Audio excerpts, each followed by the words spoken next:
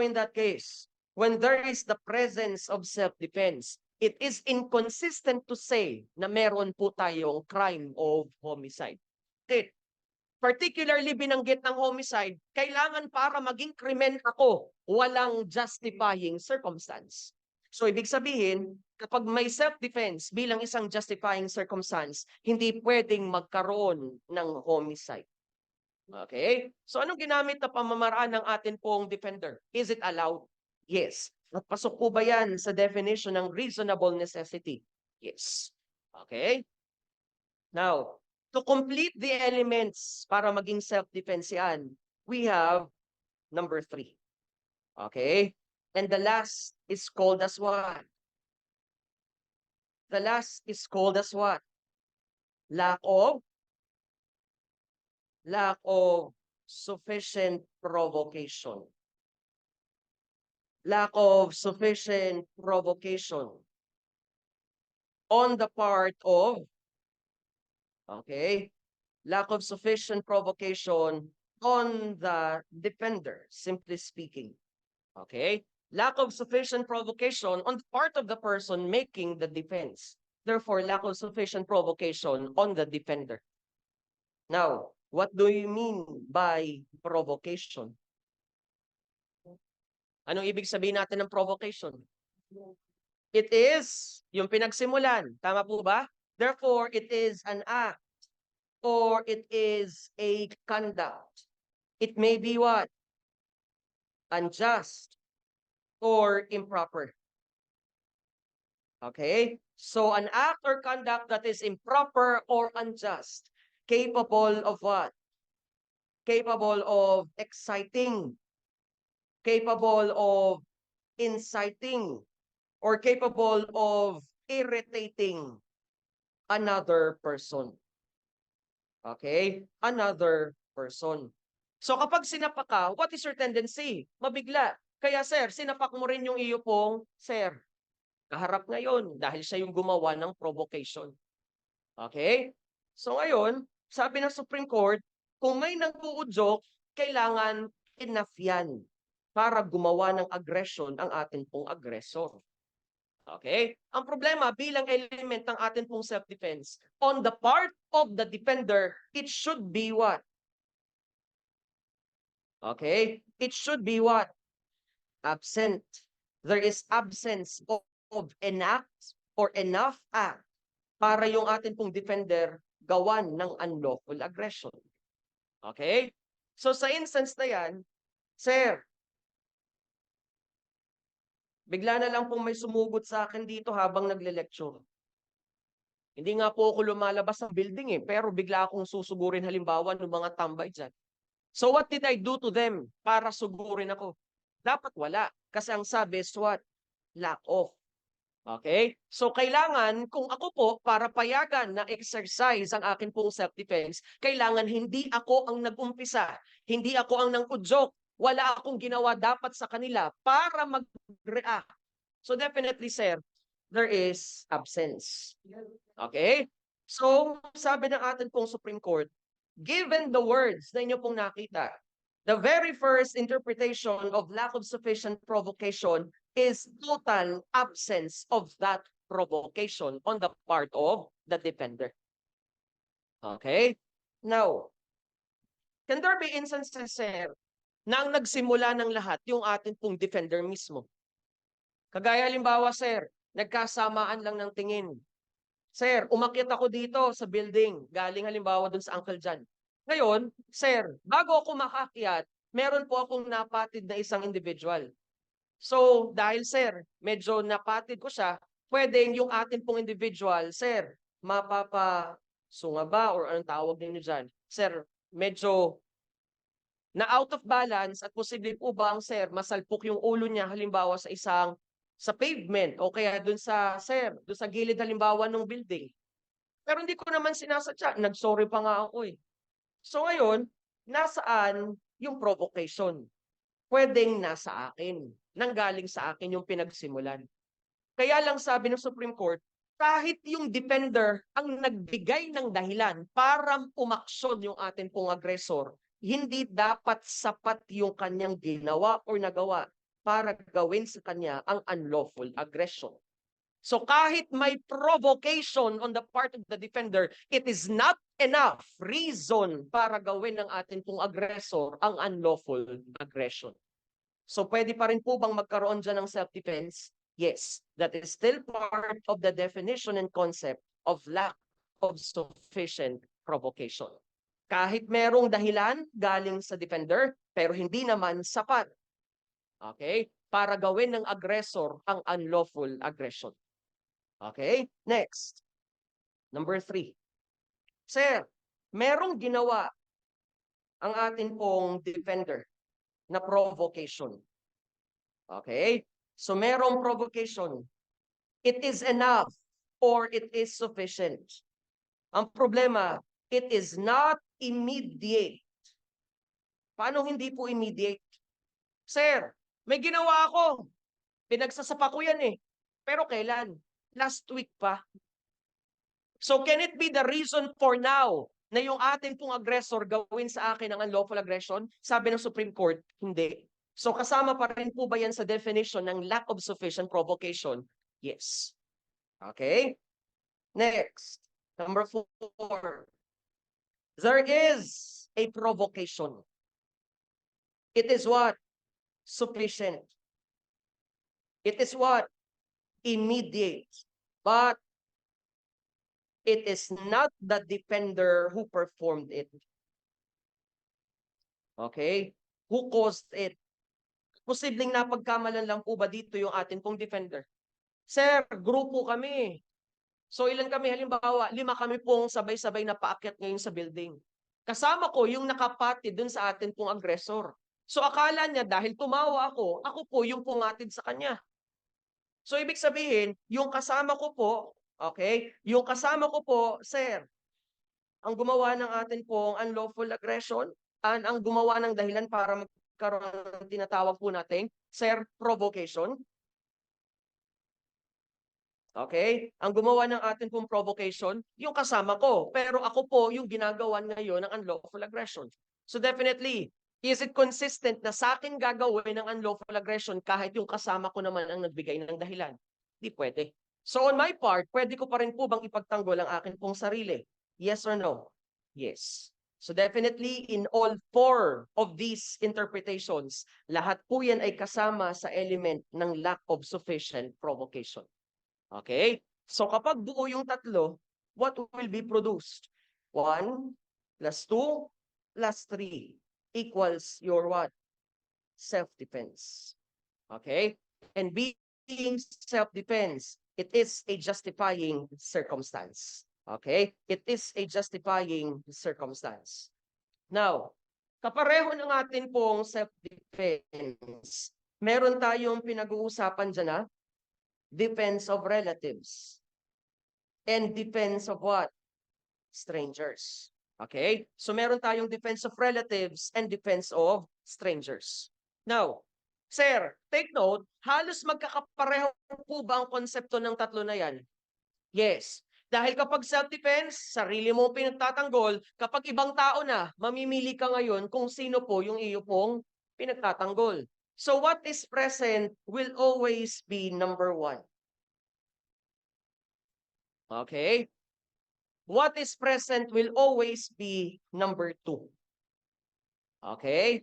So basta ang pinag-uusapan natin is self-defense, defense of relatives, and defense of strangers. Sir, 1 and 2 will be your common requirement or common requirements. Okay? 1 and 2 will be your common requirements. How about for only number 1? Okay? Sir, between number 1 and number 2, okay? Binigyan ko lang yan ng symbol ha, pero alam mo dapat yung number 1 and number 2. Number 1 pertains to what? Unlawful aggression. Number 2 pertains to what? Reasonable necessity. So definitely sa atin pong number 1, it is the condition sine qua non. Okay? So again, hindi pwedeng mawala, being indispensable. Kapag nawala, wala din tayong defense. So 1 and 2, they are both present sa atin pong defense of relatives, and defense of strangers. Now, saan tayo ngayon nagkakaiba-iba? Saan tayo ngayon magkakaiba-iba? Sa number 3. Okay? So, for you to say that it is self-defense, defense of relatives, and defense of strangers, kukumpleto sa ating tatlong requirements yung pangatlo. Okay? At yan ang mag-identify sa atin kung paano natin gagamitin yan bilang justifying circumstance. Okay? So tatandaan ha, pare-pareho sila. Matik na kapag binanggit natin self-defense, defense of relatives and strangers, 1 and 2 are present. Saan magkakaiba-iba? To identify kung alin ang dapat natin gamitin. Your number 3. Okay? So again, what is your number 3 sa atin pong self-defense? Lack of sufficient provocation. Okay? Lack of sufficient provocation on the defender. Okay? On the defender. How about sa number 3 ng atin pong defense of relatives? Sir, sino pinagtatanggol? Sa defense of relatives? Sino pinagtatanggol? Relatives. Sir, may pagkakataon po ba na yung relatives ko bilang person attacked, sila yung nauna? So dito sa pangatlo ng defense of relatives, even if the person attacked, okay, even if the person attacked started the provocation. So sino po ang nauna ngayon at nagbigay ng dahilan? Yung akin po mga relatives. Okay? Si nanay ang nauna. Bakit? Sinugod niya yung kapitbahay namin eh. Kasi sabi ni nanay, yung kapitbahay namin, sir, 3 buwan nang hindi nagbabayad ng utang. So ngayon, napuno na si nanay, pinagsisigawan niya yung kapitbahay namin umagang-umaga. So ngayon, tulog pa ako, sir, ginising ako ng kapatid ko at sabi sa akin, Kuya, si nanay, binubugbog ng kapitbahay natin. Pagtingin ko, sir, dire-diretso yung pagbugbog kay nanay. Inawat ko. Awat ko, sir. Ayaw tumigil nung aking pong kapitbahay. Sinuntok ko yung kapitbahay namin. Natural na saktan siya. Nagreklamo ngayon yung kapitbahay at ako yung inireklamo.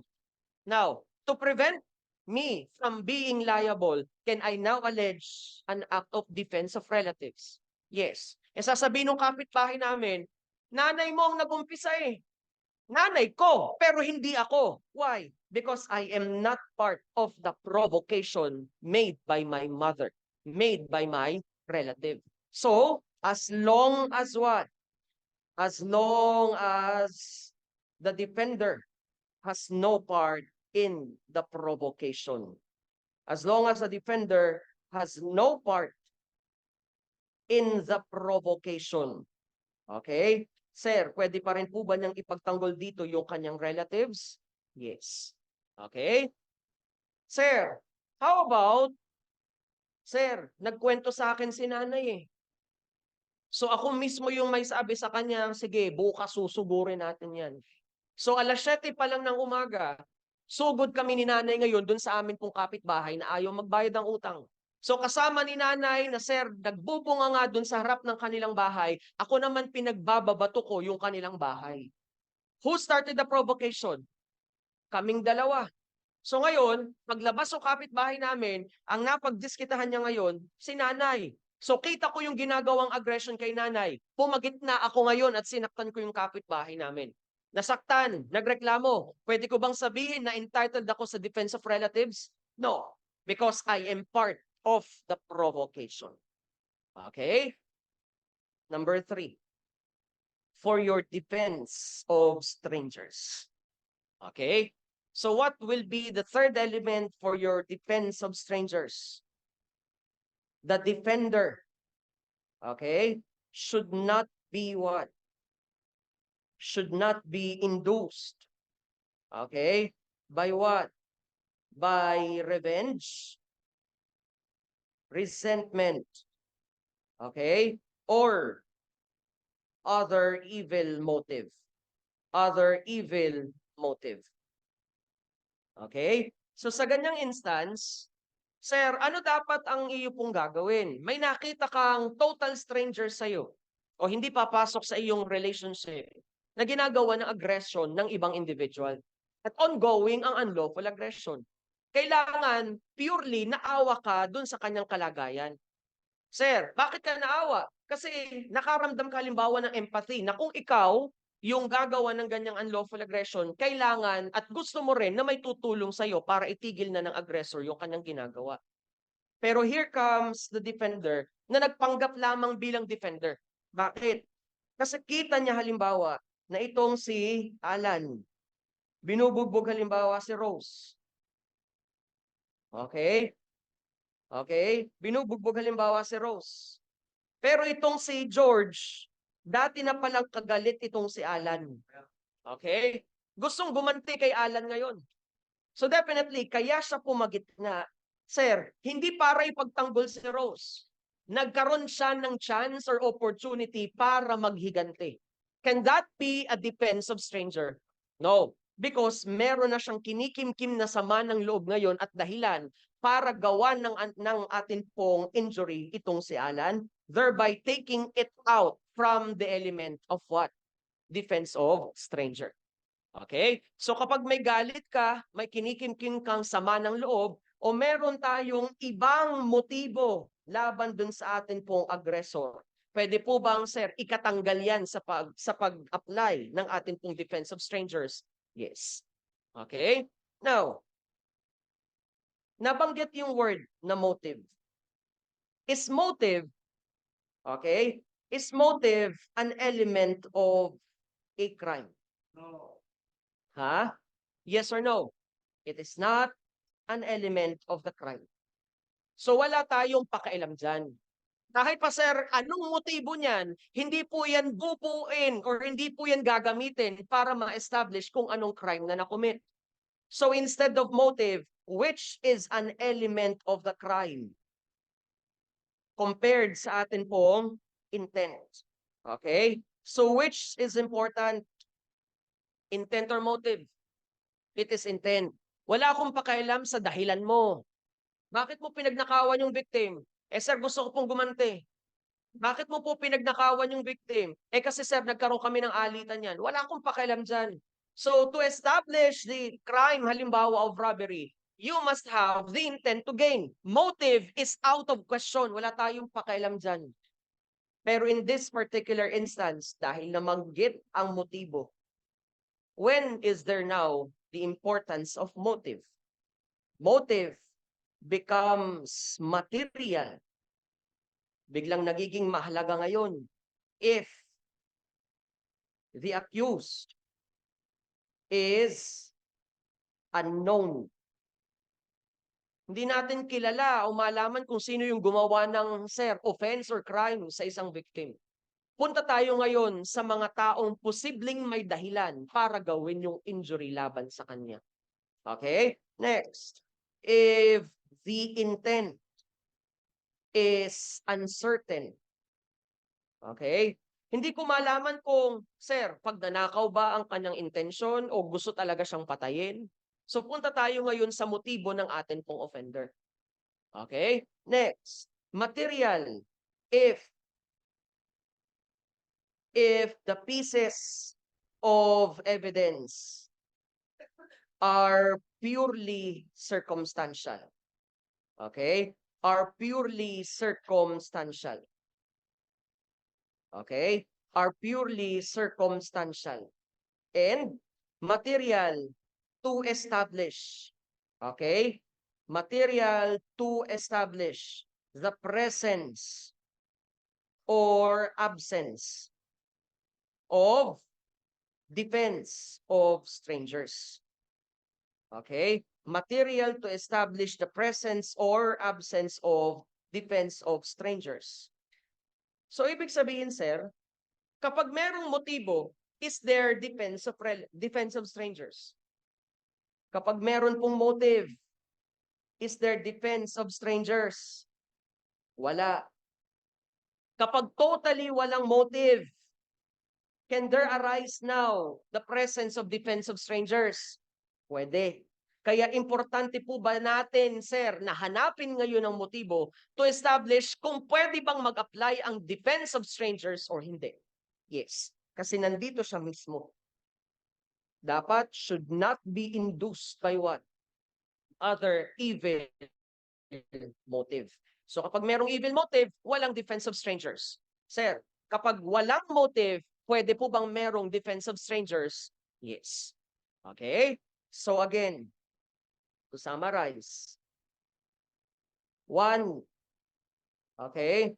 1 plus 2 plus 3 equals a justifying circumstance.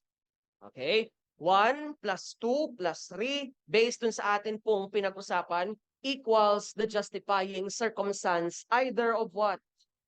Self-defense, kung nandyan